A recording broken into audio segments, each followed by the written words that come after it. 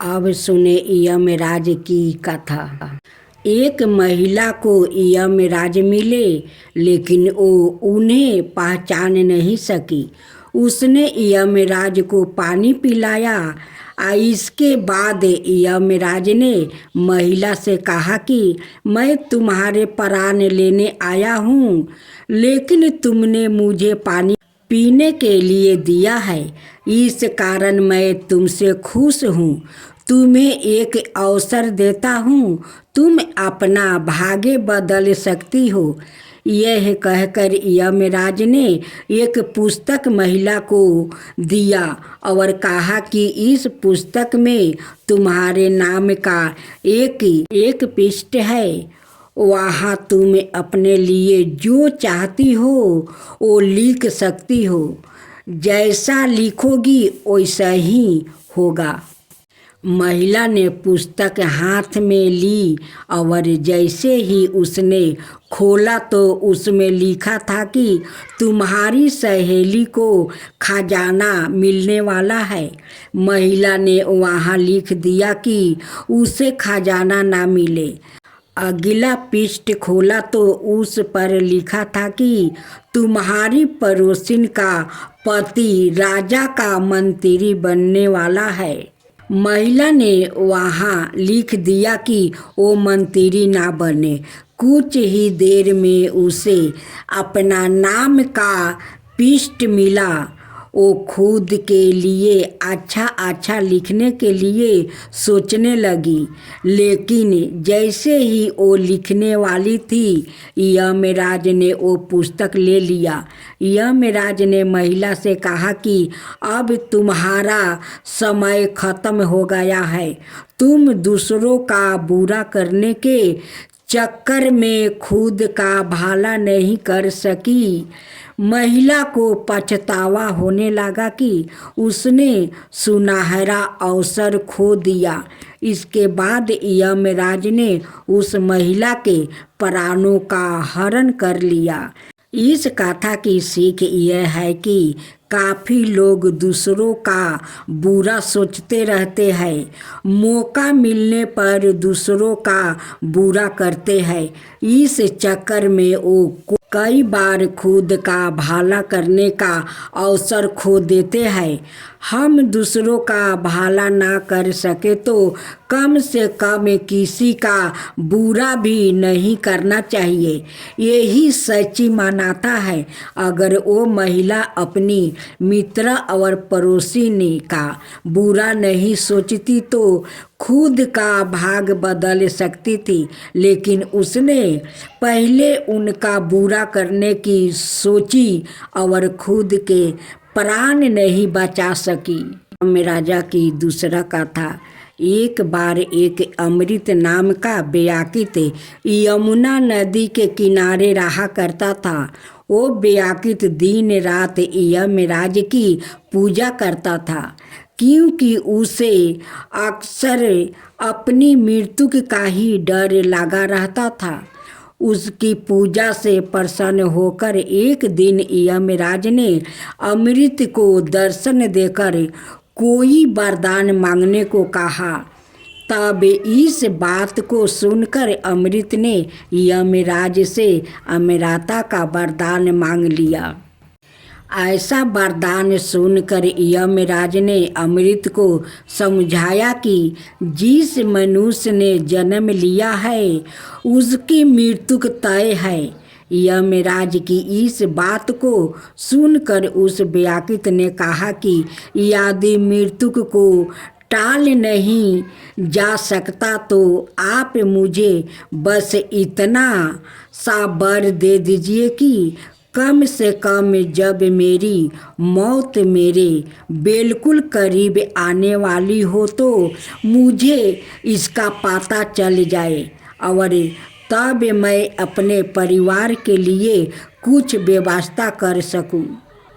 ऐसा सुनकर यमराज ने अमृत को उसकी मृत्यु की पूर्व सूचना देने का वर दे दिया। इसके बदले में यम ने अमृत से भी एक वादा मांगा कि जैसे ही उसे अपनी मृत्यु का संकेत मिले वो इस दुनिया से विदा लेने की तैयारी करना शुरू कर दे।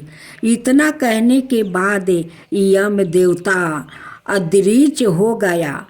ऐसे ही कई बरस निकलते गया और अमृत ने यमराज द्वारा दिया वर से आश्वासित होकर अब सारी पूजा पाठ छोड़कर विलासित पूर्ण जीवन जीना शुरू कर दिया। वरदान प्राप्ति होने के कारण अमृत को अब अपनी मौत की चिंता नहीं होती थी। समय के साथ धीरे धीरे अमृत के बाल सफ़ेद हो गया। फिर और साल बीतने पर उसके सारे दांत टूट गया। तत्पश्चात उसकी दृष्टि भी कमज़ोर हो गई। लेकिन फिर भी अमृत को अभी तक यमराज का कोई संकेत नहीं मिला। कुछ बरस और निकलने के बाद वो बिस्तर से उठ पाने में भी असमर्थ हो गया। अब वो कोई काम नहीं कर पा रहा था, लेकिन फिर भी उसने मन में अभी तक यमराज द्वारा मौत का कोई संकेत ना भेजने के लिए धन्यवाद दिया। परंतु एक दिन वो आश्चर्यचकित रह गया जब उसने यमदूत को अपने पास आते देखा। यमदूत आया और अमृत को यमराज के पास ले गया। तब वहाँ पहुंचकर अमृत ने यमदेव से कहा कि आपने तो मुझे वर दिया था कि आप मुझे मेरी मौत से पहले संकेत देंगे, परंतु मुझे तो कोई भी संकेत नहीं मिला। अमृत की बात सुनकर यमराज ने कहा कि मैंने तो तुम्हें 4 संकेत भेजे थे, लेकिन तुम ही अपनी विलासितापूर्ण जीवन शैली के कारण उन संकेतों को समझ नहीं पाया। यमराज ने अमृत को बताया कि मेरा पहला संकेत था जब तुम्हारे बाल सफ़ेद हो गया था। दूसरा संकेत मैंने भेजा वो था जब तुम्हारे सारे दांत टूटने लगा। इसके बाद तुम्हारी दृष्टि चली जाना मेरा तुम्हें दिया गया तीसरा संकेत था।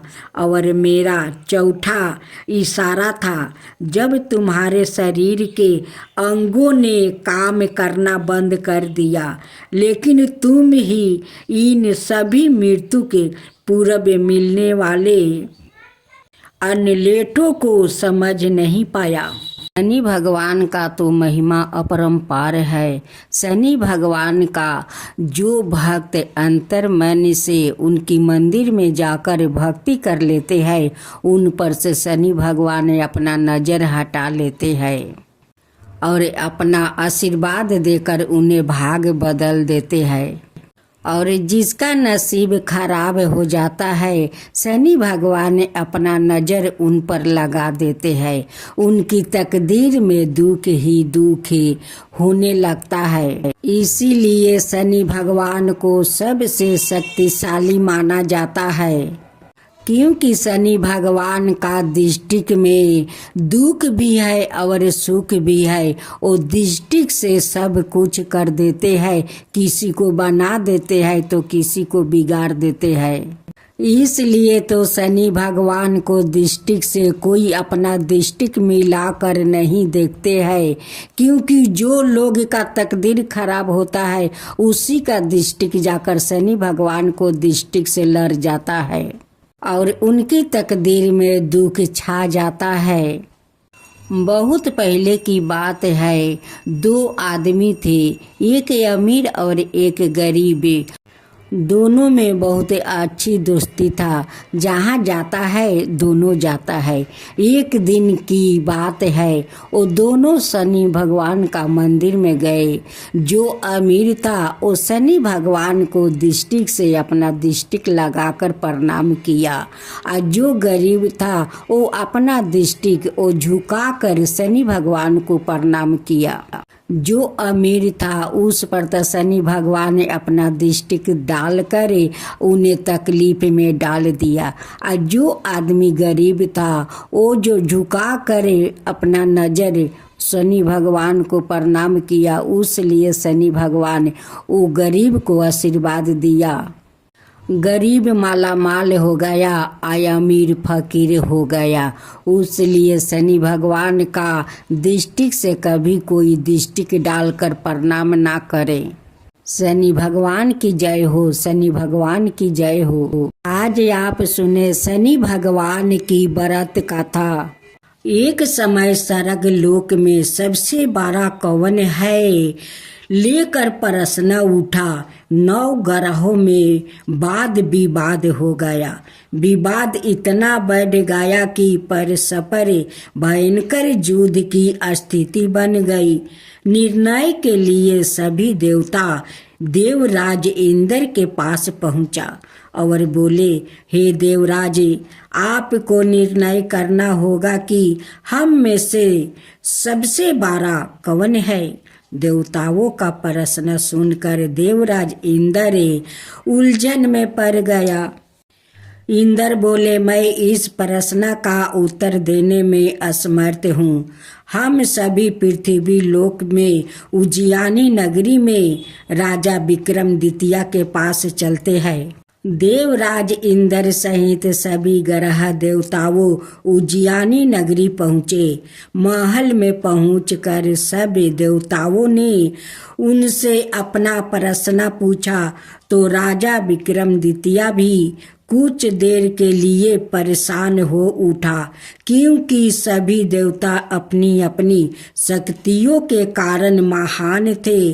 किसी को भी छोटा या बड़ा कह देने से उनके क्रोध के प्रकोप से भयंकर हानि पहुंच सकती है।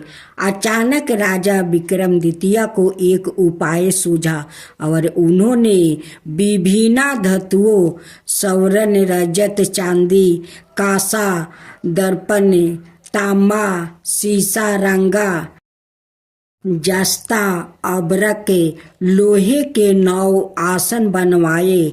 धातुओं के गुणों के अनुसार सभी आसनों को एक दूसरे के पीछे रखवा कर उन्होंने देवताओं को अपने अपने सिंहासन पर बैठने को कहा। देवताओं के बैठने के बाद राजा विक्रमादित्य ने कहा, आपका निर्णय तो सवाय हो गया। जो सबसे पहले सिंहासन पर विराजमान है वही सबसे बड़ा है। राजा विक्रमादित्य के निर्णय को सुनकर शनि देवता ने सबसे पीछे आसन पर बैठने के कारण अपने को छोटा जानकर क्रोधित होकर कहा, राजा विक्रमादित्य, तुमने मुझे सबसे पीछे बैठाकर मेरा अपमान किया है। तुम मेरी शक्तियों से पराजित नहीं हो। मैं तुम्हारा सर्वनाश कर दूंगा। शनि ने कहा, सूर्य एक राशि पर 1 महीने, चंद्रमा 2.25 दिन, मंगल 1.5 महीने, बुध और शुक्र 1 महीने, बृहस्पति 13 महीने रहते हैं। लेकिन मैं किसी राशि पर 7.5 बरस 7.5 तक रहता हूँ। बड़े बड़े देवताओं को मैंने अपने प्रकोप से पीड़ित किया हूँ।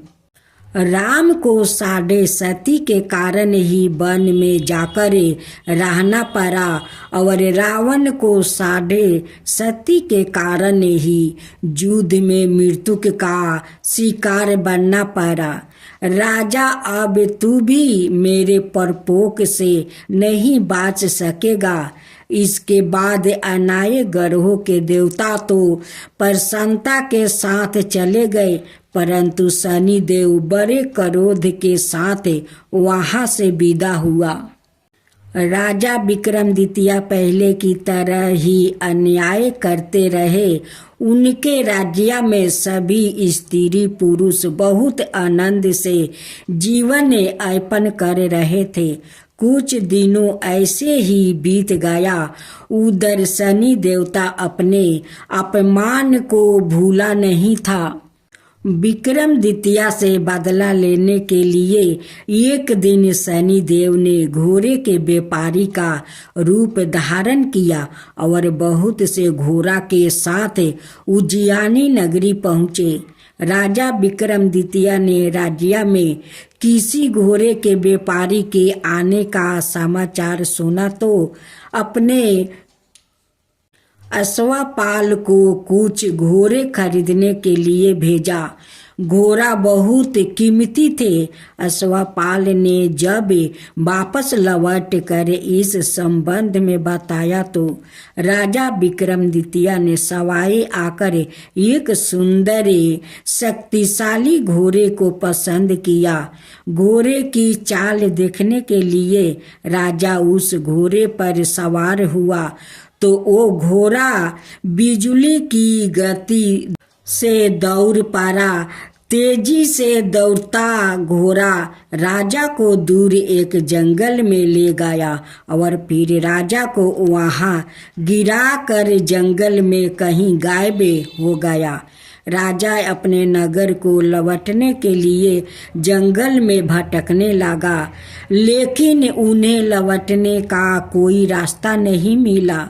राजा को भूख प्यास लगे आई थी। बहुत घूमने पर उसने एक चरवाह मिला। राजा ने उसने पानी मांगा। पानी पीकर राजा ने उस चरवाह को अपनी औंठी दे दिया। फिर उसने रास्ता पूछकर वहां जंगल से निकल कर पास के नगर में पहुंचा। राजा ने एक सेठ की दुकान पर बैठकर कुछ देर तक आराम किया। उससे सेठ ने राजा से बातचीत की तो राजा ने उसे बताया कि मैं उज्जैनी नगरी से आया हूँ। राजा के कुछ देर दुकान पर बैठने से सेठ जी की बहुत बिक्री हुई। सेठ ने राजा को बहुत भगवान समझा और खुश होकर उसे अपना घर भोजन के लिए ले गया। सेठ के घर में सोने का हार खूंटी पर लटका हुआ था। राजा को उस कमरे में छोड़कर सेठ कुछ देर के लिए बाहर गया। तभी एक आश्चर्यजनक घटना घटी। राजा देखते ही देखते सोने के उस हार को खूंटी निगल गई। सेठ ने कमरे में लौट कर हार को गायब देखा तो चोरी का संदेह राजा पर ही किया, क्योंकि उस कमरे में राजा ही अकेला बैठा था। सेठ ने अपने नौकरों से कहा कि इस परदेशी को रस्सियों से बांधकर नगर के राजा के पास ले चलो। राजा ने विक्रमादित्य से हार के बारे में पूछा तो उसने बताया कि उसके देखते ही देखते खूंटी ने हार को निगल लिया था। इस पर राजा ने क्रोधित होकर चोरी करने का अपराध में विक्रमादित्य के हाथ पैर कटवाने का आदेश दे दिया। राजा विक्रमादित्य के हाथ पांव काट कर उसने नगर की सड़क पर छोड़ दिया गया। कुछ दिन बाद एक तेली उसे उठाकर अपने घर ले गया और उसे अपने केलू पर बैठा दिया। राजा आवाज देकर बैलों को हाँकता रहा। इस तरह तेली का बैल चलता रहा और राजा को भोजन मिलता रहा। शनि के प्रकोप की 7.5 पूरी होने पर वर्ष ऋतु प्रभाव हुई। राजा विक्रमादित्य एक रात मेघ मल्हार गा रहा था कि तभी नगर के राजा की लड़की राजकुमारी मोहिनी रथ पर सवार उसी तेली के घर के पास से गुजरी। उसने मेघ मल्हार सुना तो उसे बहुत अच्छा लगा और दासी को भेज कर गाने वाले को बुला लाने को कहा। दासी ने लौट कर राजकुमारी को अपंक राजा के बारे में सब कुछ बता दिया। राजकुमारी उसे मेघ मल्हार से बहुत मोहित हुई। अतः उसने सब कुछ जानकर भी अपंक राजा से विवाह करने का निश्चय कर लिया। राजकुमारी ने अपने माता पिता से जब यह बात कही तो वो हैरान रह गई। रानी ने मोहिनी को समझाया, बेटी तेरे भाग्य में तो किसी राजा की रानी होना लिखा है, फिर तू उस अपंक से विवाह करके अपना पाँव पर कुल्हाड़ी क्यों मार रही है। राजकुमारी ने अपनी जिद नहीं छोड़ी। अपनी जिद पूरी करने के लिए उसने भोजन करना छोड़ दिया और प्राण त्याग देने का निश्चय कर लिया। आखिर राजा रानी को विवश होकर अपंग विक्रमादित्य से राजकुमारी का विवाह करना पड़ा। विवाह के बाद राजा विक्रमादित्य और राजकुमारी तेली के घर में रहने लगे। उसी रात सपने में शनि देव ने राजा से कहा, राजा तुमने मेरा प्रकोप देख लिया, मैंने तुम्हें अपना अपमान का दंड दे दिया है। राजा ने शनि देव से क्षमा करने को कहा और प्रार्थना की, हे शनि देव, आपने जितना दुख मुझे दिया है अनाय किसी को ना देना। शनि देव ने कुछ सोच कर कहा, राजा मैं तुम्हारी प्रार्थना स्वीकार करता हूँ। जो कोई स्त्री पुरुष मेरी पूजा करेगा, शनिवार को व्रत करके मेरी व्रत कथा सुनेगा, उस पर मेरी अनुकंपा बनी रहेगी। प्रातः काल राजा विक्रमादित्य की नींद खुली तो अपने हाथ पाँव देख कर राजा को बहुत खुशी हुआ। उसने मन ही मन शनि देव को प्रार्थना किया। राजकुमारी भी राजा के हाथ पाँव सही सलामत देखकर आश्चर्य में डूब गई। तब राजा विक्रमादित्य ने अपना परिचय देते हुए शनि देव के परपोक की सारी कहानी सुनाई। सेठ को जब इस बात का पता चला तो दौड़ता हुआ तेली के घर पहुंचा और राजा के चरणों में गिरकर क्षमा मांगने लगा। राजा ने उसे क्षमा कर दिया क्योंकि यह सब तो शनि देव के प्रकोप के कारण हुआ था। सेठ राजा को अपने घर ले गया और उसने भोजन करवाया। भोजन करते समय वहाँ एक आश्चर्यजनक घटना घटी। सबके देखते देखते उस खूंटी ने हार उगील दिया। सेठ जी ने अपनी बेटी का विवाह भी राजा के साथ कर दिया और बहुत से स्वर्ण आभूषण धन आदि देकर राजा को विदा किया। राजा विक्रमादित्य राजकुमारी मोहिनी और सेठ की बेटी के साथ उज्जैनी पहुँचे तो नगरवासियों ने हर्ष से उनका स्वागत किया। अगले दिन राजा विक्रमादित्य ने पूरे राज्य में घोषणा करवाई कि शनि देव सब देवों में सर्वश्रेष्ठ है।